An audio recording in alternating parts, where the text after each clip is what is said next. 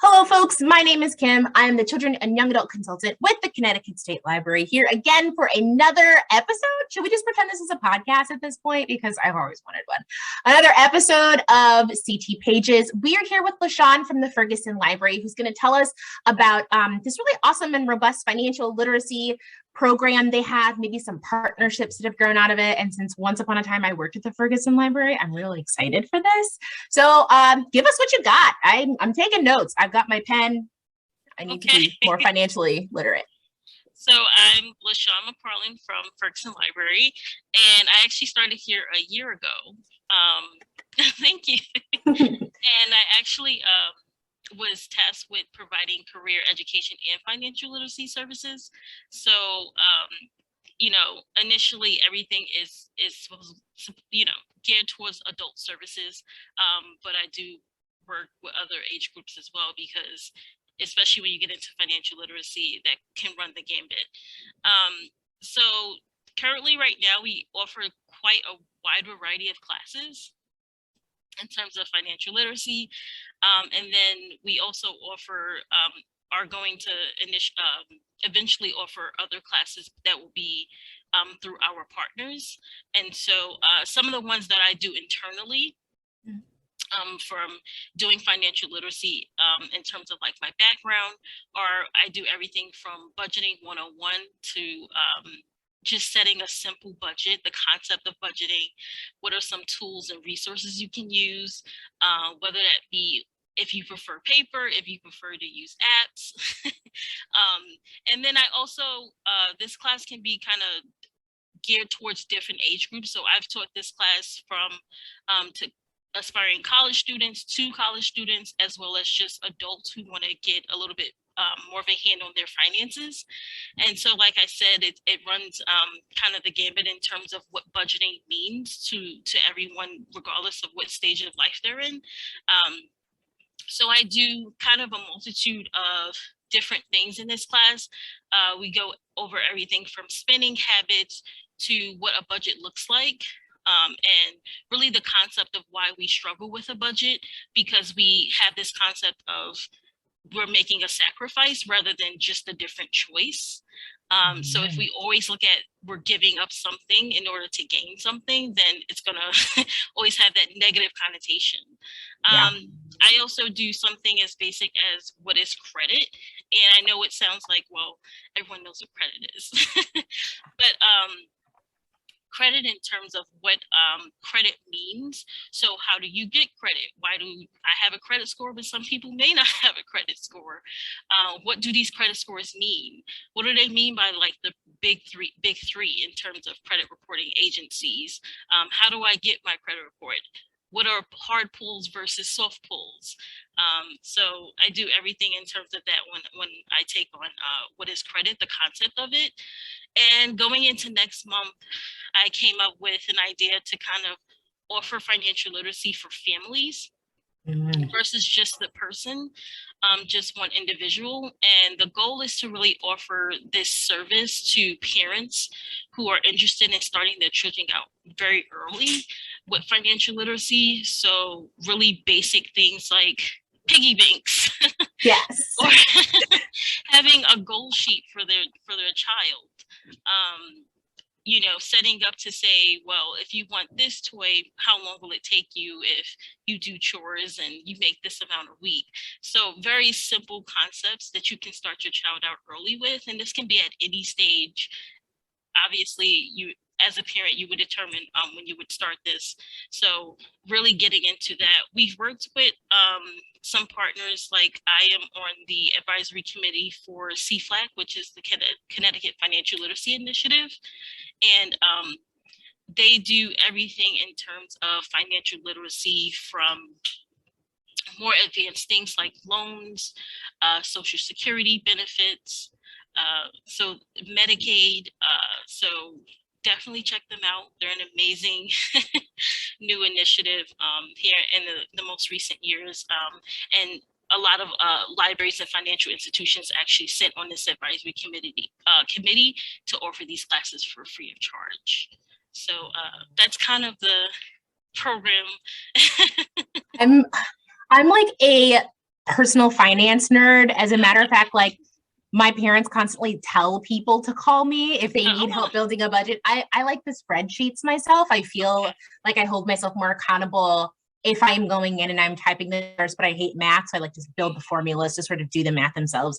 So I'm kind of nerding out over here. I'm like, oh my God, I know somebody who kind of does this. So you mentioned a little bit, I'm going to pivot. We've never really done this before. You mentioned your background. Do you come from a finance background? Is that why you're doing this in particular? Well, not traditionally. I don't have a degree in finance. Who cares? Actually came from, oddly enough, I worked at my first job, full-time library job was Queens Library. And what was really cool is that they wanted to offer financial literacy. Now, this program was more geared towards what they called new Americans, or people who are immigrating. And it was part of a large grant, a part of a very large IMLS grant. And the interesting thing about it is that they had budgeted for 3 staff members to actually take to get your certificate to be a financial counselor. And my manager at the time couldn't commit to it. And so I was just like, okay, I'll do it. And I reluctantly did it. And it was a continuing education course on personal finance. And it was like a semester long, and I had to commute to Manhattan every day after work, and it was like gruesome.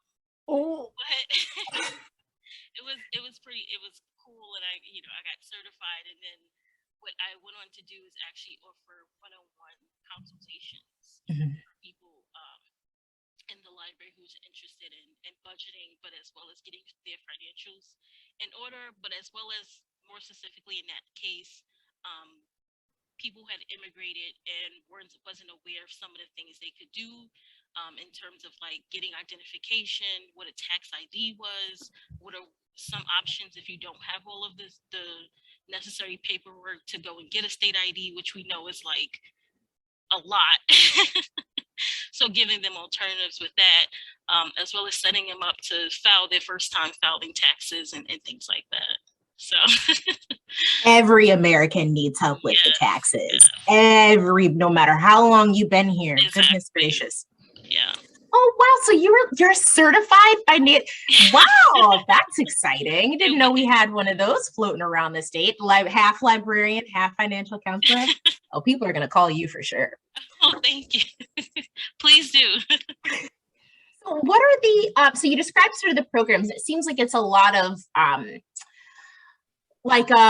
maybe people who have a little bit of knowledge, but are looking to streamline it, really sounds like. So what do the classes sort of look like? Are they in person? Do you take anybody who can come? And how's the community responding to this? Because I know a little bit about that area. I never lived there, but having worked there, I'm really interested in how the community is responding. And if you're more downtown or hit like the Harry Bennett area, tell me, I want to know it all. So I'm at the main library. We offer currently when I initially started, they were actually offered hybrid. And so, not hybrid, online, at the height of everything. So initially it was online, but then we went back to in-person classes. So now it's like a schedule, and try to do them at least every couple of months or what have you. Very good reviews for it. A lot of people are just like, I didn't know this was like an option. So I've gotten some really good feedback on the classes. I've gotten suggestions. I'm always open to suggestions in terms of what they'd like to offer for this community. I had a lot of interest in a first-time homebuyers workshop, and so we did invite an organization. I'm like spacing out with the name. I'm gonna figure that out. But that's all right. We'll link it later. Yes, we did get an organization to come out and actually offer a first-time homebuyers workshop for them, and it was amazing. And connected to that workshop, of course, was a program that Stamford had offered for its residents in terms of like assistance with closing and down payment costs for first-time home buyers.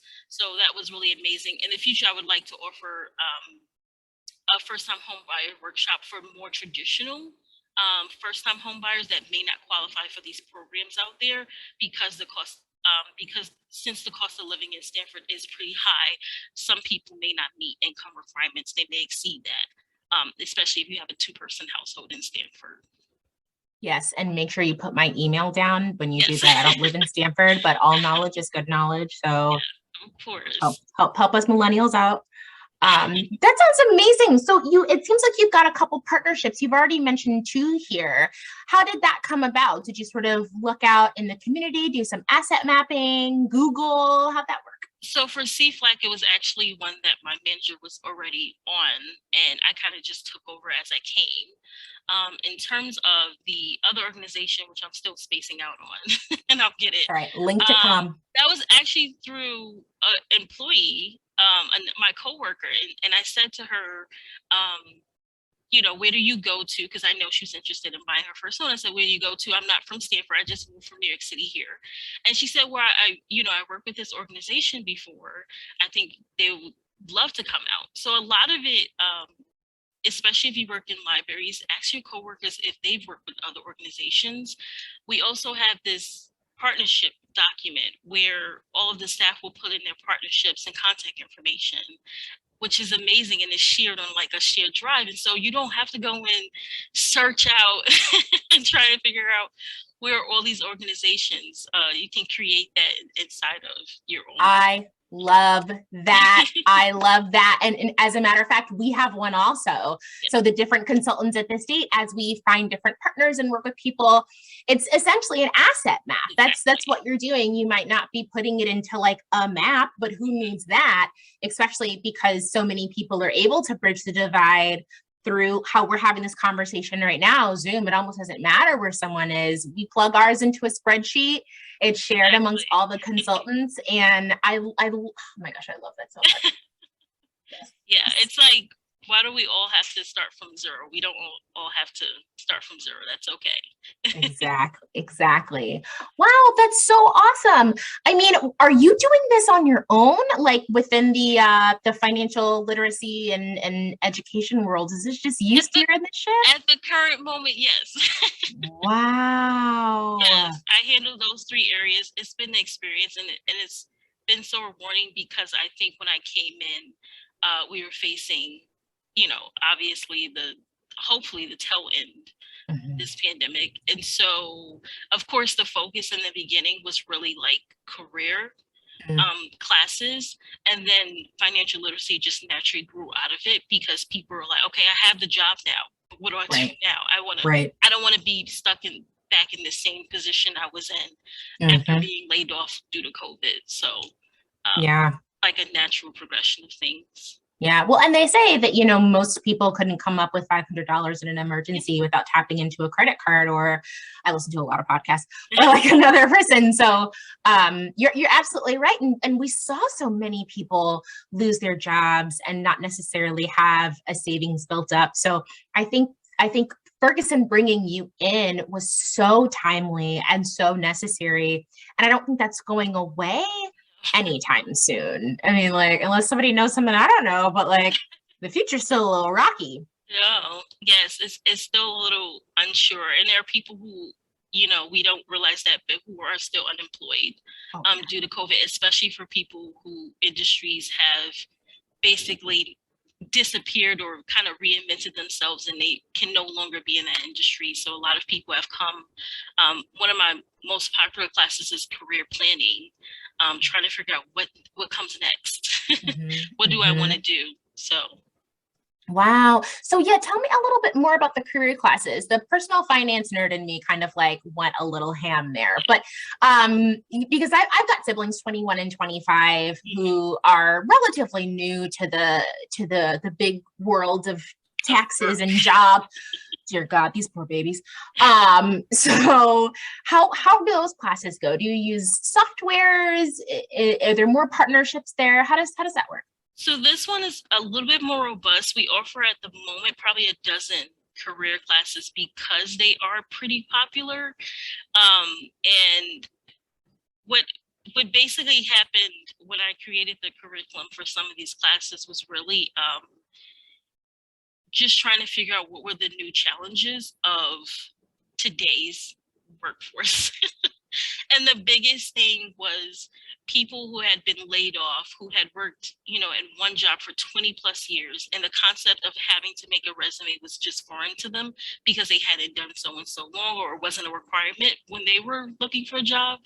So everything from just basic resume writing, which is, everyone takes advantage of, to like keyword resumes, especially because now you have to deal with the concept of applicant tracking system, ATS systems. So how do you make your resume keyword ready? What keywords do you need to plug into your resume so that it can get past these systems? Because nowadays, 9 out of 10 industries, they're not looking at these resumes in person until you get to that third or fourth round. I also do, of course, interview classes or what have you. That tends to be the thing that most people fear.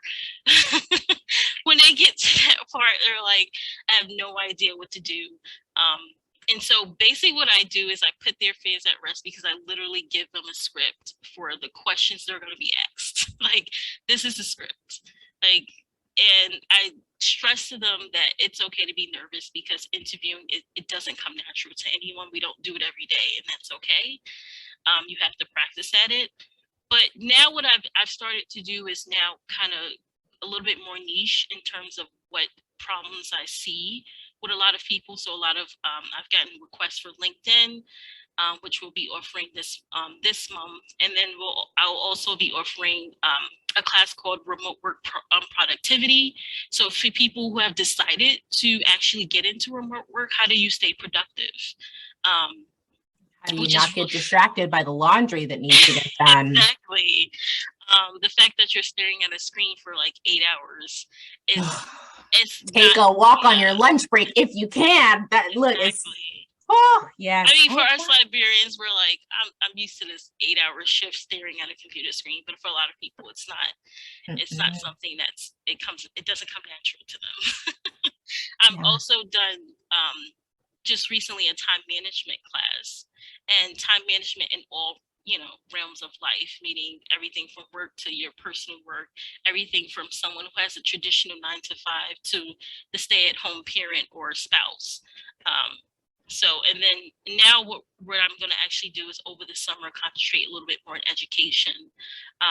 So next month, July, we'll be actually offering a class for student loans, which is with the Contact Foundation. And what they'll do is actually what I wanted, I spoke with her and I said, I really want you to concentrate on letting kids know they don't have to take out the max. You don't have to take it just because they offered it to you. Exactly. Why didn't someone say that in 2005, back when it was a literal checkbox? I was like, sure, I'll take it, whatever. No, I'll take it all. You're like 18 years old and someone 17. My parents had to sign it. I wasn't even of legal voting age making these decisions. Exactly. And now you're sitting there and you're like, of course I'm going to take it. No, and I think another thing to think of are first-time college students, because neither of my parents had done. I distinctly remember telling my mom, I was like, what do I do? She goes, take it. They offered it to you. And I was like, okay. And that was and then when you figure, I don't think I knew I got a refund check. I don't think like the two had matched in my still developing 17-year-old brain until you get the check and you're like, oh, this is the way. This is the way. Oh, if I could go back. I went away to college for undergrad. And so I just thought I had to take out the max because I'm living on my own. I don't have, my parents to like ask for money. And once again, both my parents never went to college. They didn't know. They didn't even know that I had to take out loans. Like, oh no. They didn't know until I started getting those statements at home. And they're like, why do you have statements coming? And I'm like, I have to pay this back, Mom. And she's like, why would you do this? So, that was a hard pill to swallow. Ooh, I remember paying him back, and I remember I had to call. I'm like, there's more than one person to call. I was like, what do you? They're like, you did this or you didn't do that one. I was like, oh no, like there needs to. I'm just not going to answer the phone for a while. Yeah, and I just want to get to the point of like, especially what happens when you get out of college. How much time do you have to pay these loans? What are your options? Like, how do you apply for these public service forgiveness loans? Like, what are some considerations? Do you consolidate? Do I not consolidate? Yeah. Like, wish I had someone tell me this when I was in undergrad. It would have saved me a lot of money. Absolutely. Well, and it's an education-based thing, right? So I mean, even if someone makes those same decisions, at least they're making them with their eyes wide open, right? So if someone decides to take the max, if someone decides to sort of, it's not a checkbox anymore. Oh my God, I feel, is this what it feels like? But like, you know, you check all those boxes, at least someone's doing it with their eyes wide open, knowing what it means, knowing, you know, what it's going to look like. You know, the difference between forbearance and deferment, you know, one of them keeps increasing, one doesn't. I still can't tell you which is which, but I know that's how that works. You know, going into it with your eyes wide open makes it less of a shock coming out of it. And I think that's just as important. And I love what you're doing. Where were you? Where were you in 05? Thank you. Wow. Yes. This sounds amazing. I mean, I think what we're probably going to do is bug you for some links. I can imagine that not only are some librarians maybe interested in this just because like they're interested in this, but it seems like you guys have sort of figured out the formula, right? Sort of the mixture of what can be offered in-house, what, you know, partnerships can we reach out to and sort of tap into that exist within the state of Connecticut that are Connecticut based. Also even sort of the different sort of levels, right? Of like personal finance and then family finance. Like, you know, some people might not realize that they can set up types of things for their children before they go to college, like for a college fund, right? Like, I don't have kids, so I don't know what it's called. And then, you know, carrying that on into college and perhaps managing your money and making, you know, wise financial decisions in college and then post-college when Sally Mae / Navient / whoever it is now, yeah, whatever, is always Sally Mae, you know, knocks on your door. I think walking into that with the information that it sounds like you and your program are giving is vital. And if you should see, you know, my ponytail and my tiny ears in the back of your classroom, of course, I'm there because I want to learn. This all sounds amazing. Thank you. I will drive to Stamford. I don't even care like that. That invited. Sounds great. Yes. Thank you. Much obliged. But thank you for taking some time out of your day. This sounds amazing and so necessary. I think so many people are under the mistaken impression this is Connecticut, right? Like Connecticut, and right? That's like the biggest. I think that was the biggest thing that I had to, I think, remind. And you know, not to say that, of course, you know, this library is amazing. We have amazing staff. But when I came in, one of the small changes I made is we had a job board, like a physical job board, and of course, we purchased a much larger one. But initially, I just saw a lot of jobs that required master's degrees and like 10 and 15 years of experience. And if you walk into the library in downtown Stamford, most individuals coming in are, you know, blue collar workers who are working sometimes hourly jobs. And they, you know, they were looking for things that were like, listen, I want something that's going to pay the rent. I don't have a master's degree and 10 to 15 years of experience. So just having job postings that ran the gambit and not just requiring these high level of like education and things. And not to say that doesn't, you know, obviously we have that need in Stamford, but it's not everything and it's not for everyone.